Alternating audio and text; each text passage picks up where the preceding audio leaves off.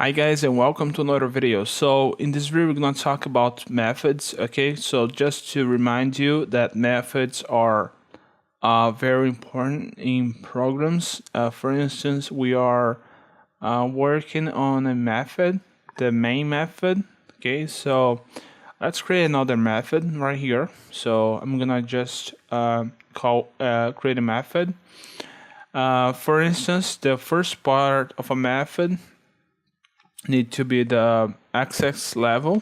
Okay, the access level um, should be could be public or private. Okay, by default it is private. Then we have the return type, could be void, integer, double, or a custom class. Okay, and then we have the name, okay, of the method, and in the method we could pass parameters. Okay, parameters. Okay, so let's create a simple method. I'm not going to put a access level, so just let's put a return type. I'm gonna use the void return type. As you guys can see, the void means that we're not going to return any value. Okay, so just a function that does something, doesn't make an operation. So a name, I'm gonna name it show message. For instance, I'm not going to pass any parameters, so let's just open close parentheses. I'm gonna zoom in a little bit. Let me just comment this right here. So I'm just gonna type console dot writeline showing message exclamation mark semicolon. So this is our method. The only thing that it does is to show this message on the screen. Okay, pretty simple. So if I come here and I try to choose the syntax highlight to access this method, you guys can see that I'm not able to do that. There are two reasons for that.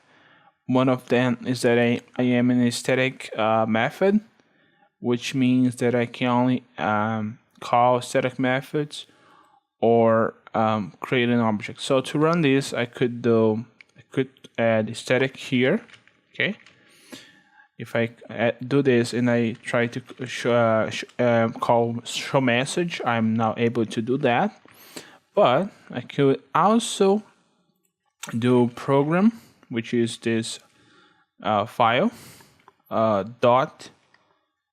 Actually, let's create a new object. Program p equal new program, and I could do p dot show message. Okay, I'm gonna do this because it is something new for you guys. So as you guys can see, we have the message showing message. So this is one way to do it, but this is not the right way to do it. Okay, we shouldn't be creating objects inside of itself in order to call methods. So let's just put static, and you can now call this method show message. So you guys can see we have the same output. So, but I wanted to be able to show a customized message. So to do that, we're gonna pass a parameter. As you guys can see, a parameter is basically a data type. So if I wanna show some message, I should use a string data type.